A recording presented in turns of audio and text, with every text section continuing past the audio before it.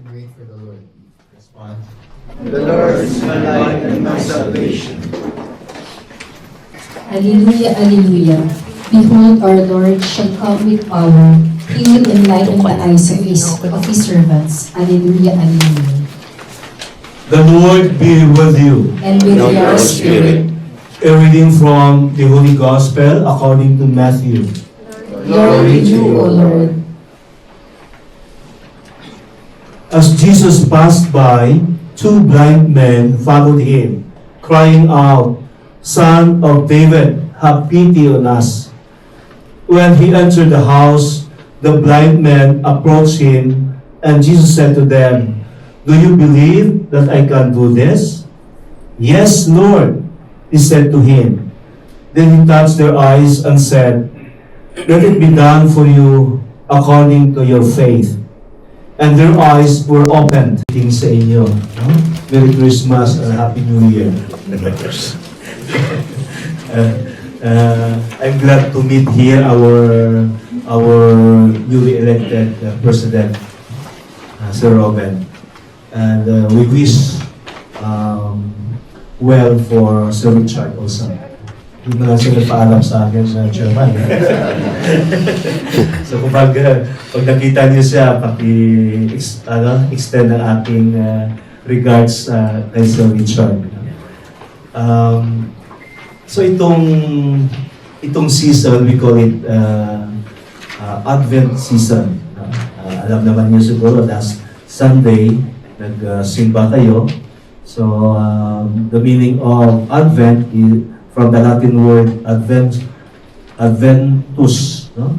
Which means coming. And the question, who is coming? No other than Jesus Himself. He is coming in our midst in two ways. Una, ang tinatawag natin na second coming.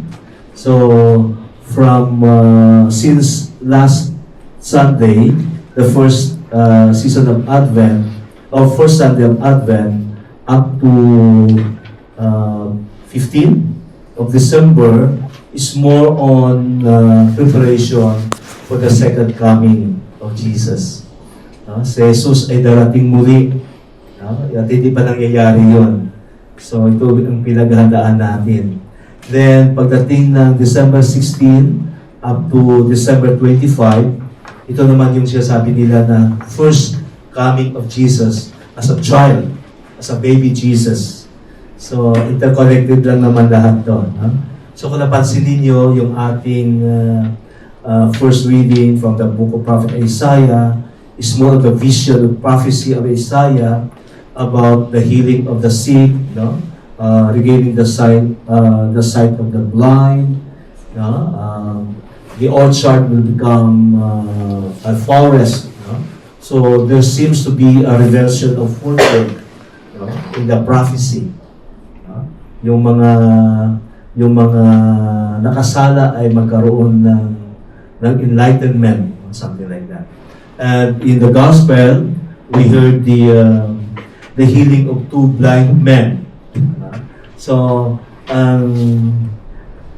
the whole chapter of Matthew chapter 9 ay parang puro healing ang ginawa ni Jesus dito, no?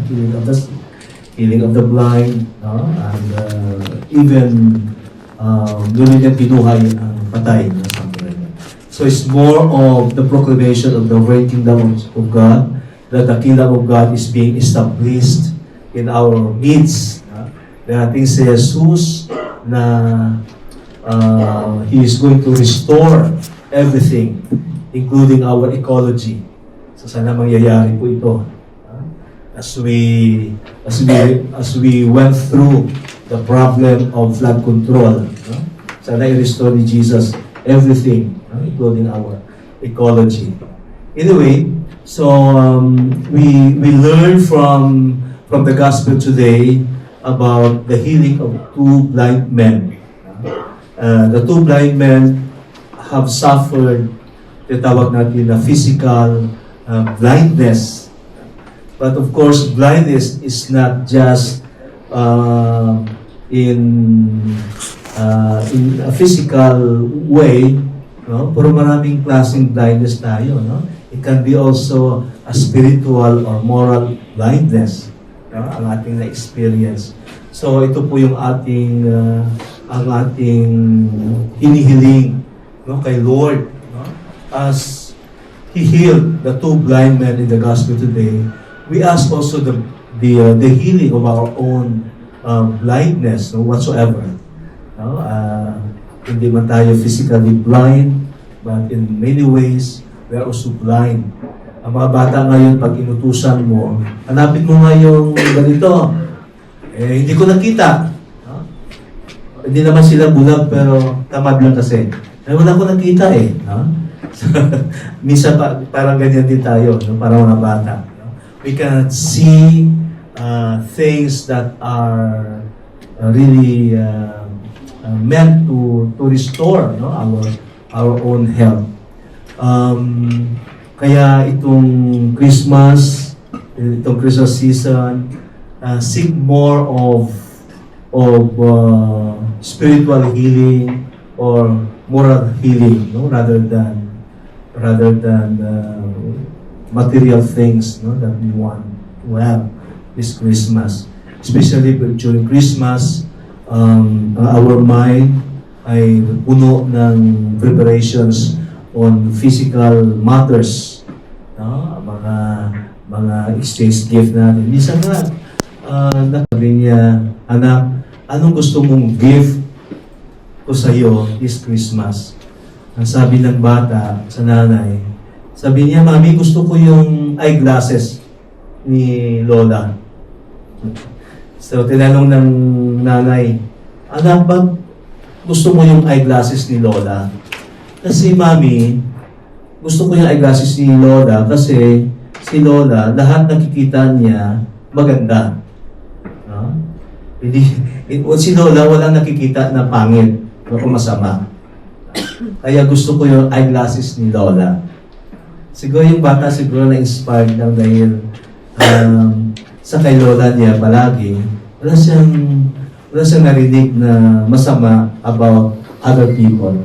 Lahat nakikita niya, nakita ng Lola na sinasabi sa kanya, lahat ay magaganda. So maybe this Christmas also, we try to change our outlook or our yung paradigm natin, no? Change something positive, no? Hindi yung palagi lang tayo nagreklamo kahit sa workplace natin, puro na nakikita natin yung diferensya ng ibang tao. So maybe as a way of asking the Lord for healing, Lord, let me see always good, no, from others. No? Kung meron mang hindi maganda, Lord, give me the grace to correct my brothers and our sisters with fraternal correction. Not more of blaming or something like ipahiya yung tao sa kapwa. No? So, we try our best this Christmas season also to try to see things beautifully, no? Sa mga bagay na lalo nang hindi natin makikita ng beauty. So, lalo na sa IMAP, sa our company, maybe we can widen our perspective, no, to see more the inner beauty of our company. Na hindi lang palagi tayo reklamo, mahirap ang trabaho, yung ating daily routine parang nakakasawa na. So, find something beautiful every minute, every moment of our work. As a way of telling God, Lord, let me see good things in everything. His wise.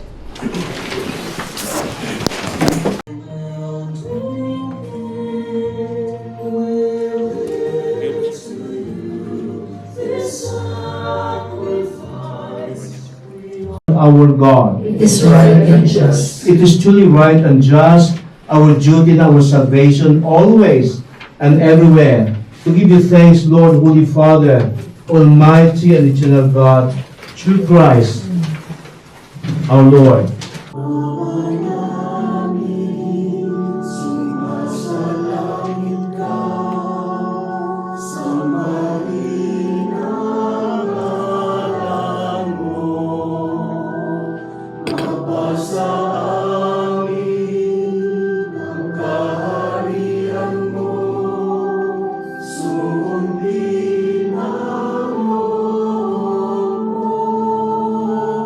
There's laughter all around.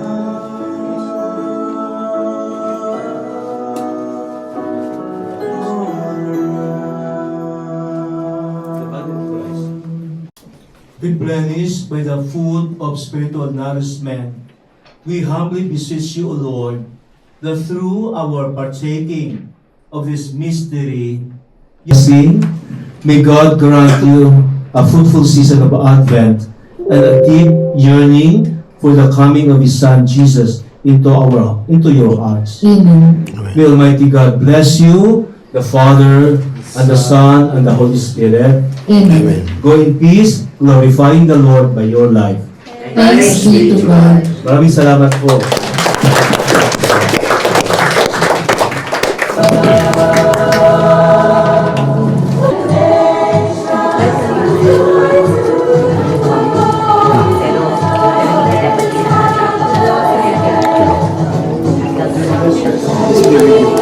Merry Christmas.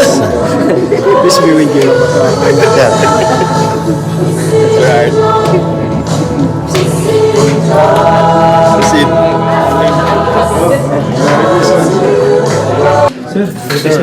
Father, thank you very much. Po mga Anong year ba nagsimula si Father dito? No, tagal-tagal na, ano? pandemic. Baka may 5 years na.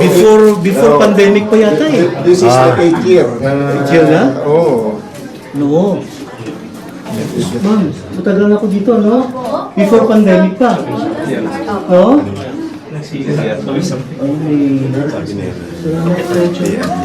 Bakit mo Sana balik dito, siksik, liglip at upaako. A million times. So hanggang dito na lang po muna, and thank you for watching. God bless po.